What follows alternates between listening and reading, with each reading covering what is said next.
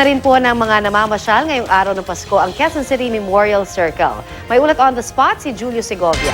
Julius, Merry Christmas! Merry Christmas, Connie.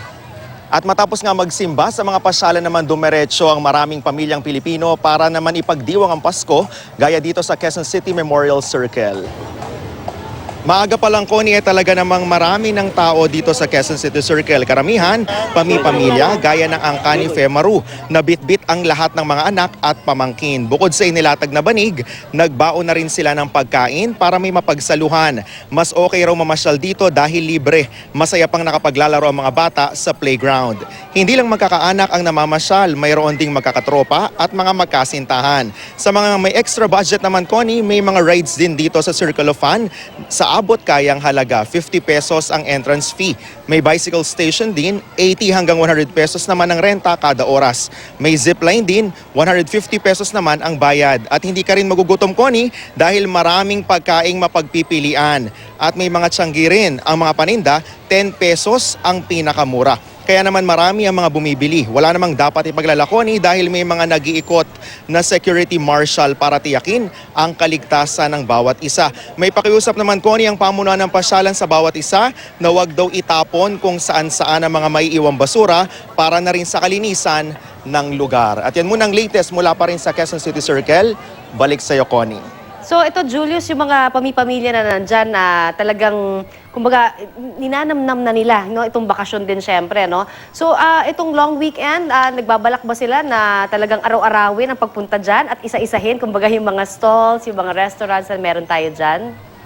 Actually, Connie, karamihan doon sa mga pamilyang nakausap natin kanina ay talaga namang maaga pa lang. Pagkatapos doon nilang sumimba, ay talagang dito na sila dumiretso. Yung iba nga talagang buong angkan, kasama pa yung kanilang mga chikiting. Yung iba, even yung mga sanggol, talagang nandun sila sa Bermuda grass. Pero naglatag naman syempre sila definitely ng mga banig para rin sa kaligtasan ng mga bata. At binabanggit nga nila talagang kumaga mas mainam daw mamasyal sa mga gaya nitong pasyalan dahil nga wala silang gastos. So kung meron man, hindi ganong kalaki yung gastos, hindi gaya doon kung mamasyal sila sa mga mall at sa iba pang mga theme park, Connie. Oo, pero yung in terms of security naman, dahil napakaraming tao dyan at alam natin na talagang eto, pamilya talaga ang nandiyan. Kamusta? May mga nakikita ba tayo ng mga nagbabantay rin para sa seguridad naman ng mga nandiyan ngayon, Julius?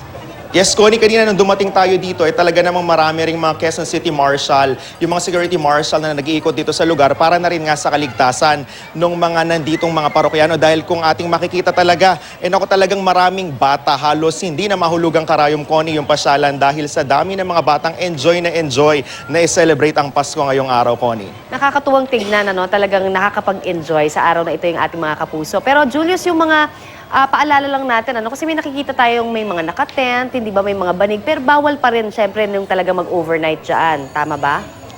Actually, Connie, wala kaming nakakausap doon sa pamunuan kung bawal bang mag-overnight. Pero binabanggit nung isa dito sa may Circle of Fun na hanggang 1 a.m. daw bukas yung Circle of Fun. So, pero wala naman silang binabanggit kung pwede ba or hindi na magstay overnight yung ating mga kababayan dito. Pero karamihan doon sa mga nakausap nating pamilya, Connie, hanggang mga alas 6 lang doon ng gabi, mukhang aalis na rin naman daw sila. Yung iba, balak pa sigurong mag-mall o baka iba manood ng sine kung ano man at para ipagdiwang ang araw ng Pasko, Connie. Alright, Merry Christmas muli sa'yo, Julius, at salamat sa update na yan.